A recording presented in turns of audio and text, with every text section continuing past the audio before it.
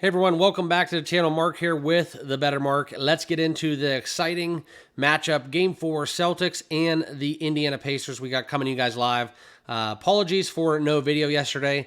Truthfully, I did not have a feel for the Minnesota game yesterday within that matchup within Minnesota and Dallas. So I felt like it was in best interest just, hey, Memorial Day weekend, let's just not, make a BS video about nothing when I wasn't going to be betting the game myself. I did sprinkle a little bit live. I ended up taking some crazy Dallas winning by a certain, it was called bands.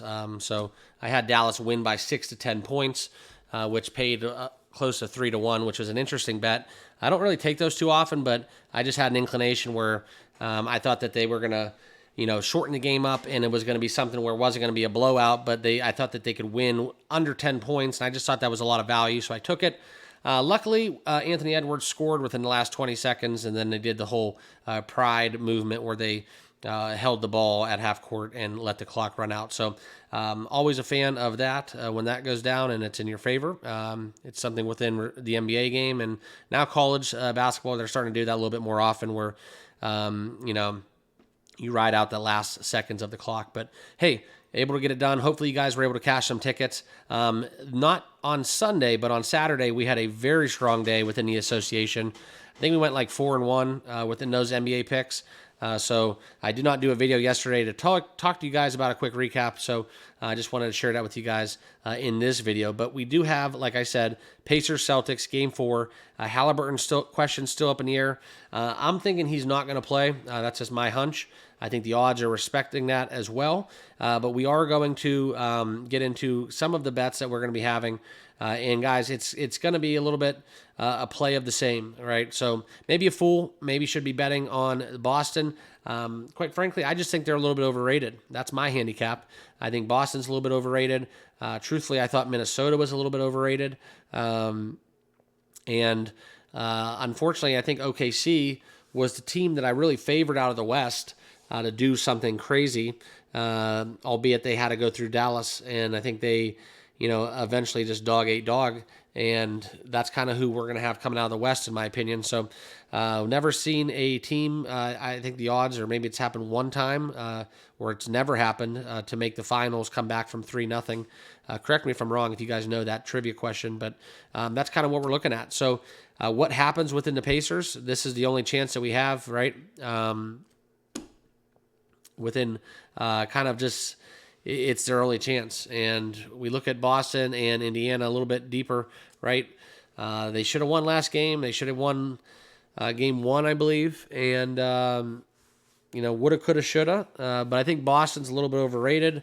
I think Boston closes this one out at home, but I think Indiana grabs one here just as a pride kind of statement. Winning game 2 at home. The second game at home, I should say, and coming away as they go back to Boston down 3-1. I think that's how it's going to play out. But if not, it's okay. I don't trust Indiana in the fourth quarter, as we've seen evident within 2 games of this series so far. So we are going to be taking the plus 7.5 within Indiana. But that's kind of how we're looking at it. I think this is something where we've seen the Celtics in this spot. We saw this happen with the Cavaliers a little bit. Just a little bit of a mental breakdown, right? Just maybe lackadaisical. I don't know what you want to call it. I just don't vibe well with the Celtics. They'll probably win the whole damn thing and sweep the Mavericks in 4. I just can't see the whole Boston narrative. I don't know. It just doesn't vibe with me. Maybe it's I watch too much Eastern Conference basketball, but we are going to be taking Indiana plus 7.5. I think it's just a letdown spot for Celtics. They get it done at home, but I think Indiana wins game 2 on their home court. So that's where we're at. I don't know if Andrew Nembert's going to have another huge performance. I don't know if he's going to finish with 30 plus. If you guys want to get a little risque, you could put Andrew Nembhard plus 30 alternate point scoring. That'll pay at a plus number. Right now, 16.5 points. Look for some reversion, but we are going to still take him with that chalky play over 16.5 points. Andrew Nembhard at a minus 126 price. And also, one of the bets that I really love, we're not going to get the same performance out of Al Horford that we did last game. A lot of people, have been fading him. We made a couple had a couple winners off of the under PRA with an Al Horford. But in this bet, I do see some value with taking Al Horford to do a little bit of good for us. So we are going to take a kind of a different way of playing a same game parlays. But this is one where I think that you can bet 3-pointers in this Indiana Boston game and make some serious cash. Just kind of my take, not financial advice. But I think that's the angle I'm going to attack mostly is the 3-point market. And most notably, we're going to look into Miles Turner over 1.5 threes. Love that one. That almost made my card. It's a very steep price, but I do like Miles Turner over 1.5 threes. And also, you could take a same game money line parlay, right? And all we're going to do is we're going to take Al Horford and Obi Toppin. Okay, I know it's a little unorthodox against the grain, but I'm going to pull up on your guys' screen a little bit of these statistics, and you guys can not have to do it for yourself, and you can see exactly what I'm talking about. So let's do this right here. And you can see Obi Toppin. So last contest, he went 2 for 6 against the Celtics. Game before, 4 for 6 and 6 for 8. 3-pointers. We did not have any threes attempted in the last game. All right. But we did have one against in the 23rd game and the 21st game. A lot of that was because of game flow, right? But he's playing the same amount of minutes. He's getting over 20 minutes. And I just think that he gets one. And that's all we're going to need. We're going to need Obi Toppin to get 1 3. And then we're going to couple that, okay? Couple that with the likes of Al Horford. Now, pull up Al Horford. I know he's not going to get to 7 to 12, but I just think he can get 1, okay? And that's all we're going to need him to get. Statistically, he will get 1. He will get probably more than 1. I think that they found a groove with him. I know they had to come back a little bit, so he took more threes. But Al Horford over 1.5 threes. Obi Toppin over a half 3. Okay, and then you can even couple that with Miles Turner over 1.5 threes. I think that's the angle I'm going to play. I think there's going to be a lot of 3-pointers shot in this game. I think that it's going to be a little desperation heaves.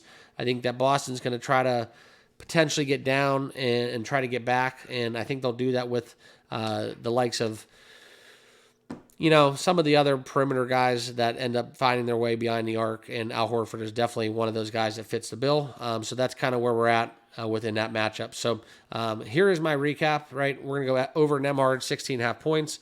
Indiana plus 7.5. And we're going to be taking that same game parlay. Horford 2 threes, Obi Toppin 1 3 together for a minus 115 same game parlay. Okay, so please, guys, if you have not yet done so, make sure you guys all subscribe down below. Smash that like button. I know this is a shorter kind of a card. We're not going to dive into too many of the fantasy standpoints and whatnot and every single prop market because honestly, this is kind of where we're at in a weird time of the season where, this series is about over and Dallas is about over as well. Dallas and Boston seem to be advancing, and then that's where we're going to have the finals matchup. And it's going to be a little different, right? But right now in these garbage kind of games, definitely favor backup players, role players, so on and so forth. A lot of the guys on Boston, potentially even, staying healthy. I could see Tatum kind of having a minutes restriction, almost kind of not playing, towards the end of quarters as much as he normally would. Same thing with Jaylen Brown, just trying to stay healthy, especially with Porzingis out. Boston definitely is going to have, I think, an emphasis in that. Kind of why I like Indiana, there's no shame in losing one and then winning the series 4-1. So I think that's kind of the mindset Boston's going to have. So if you guys want to sprinkle a little bit on Indiana, not opposed to that either on the money line, especially if Halliburton is rolled back. But honestly, guys, I think that Indiana is a little bit better even without Halliburton. I think it's something where I don't think he was fully healthy even before he got hurt. And they just kind of run a different style of offense, and I thought you saw a little bit of grooves clicking like we saw with Nembhard and company. So I know that Halliburton's an outstanding, great player. I know what he does for the offense, but he was having a lot of turnovers, and turnovers will kill you no matter what the name is on the back of the jersey. So that's kind of what I had to say. I digress, and I just want to tell you guys, enjoy your Memorial Day holiday. Good luck with all your picks. Remember to subscribe on your way out. Hopefully we'll see you guys all over on the Discord, and we'll see you guys definitely tomorrow in the next video. Cheers.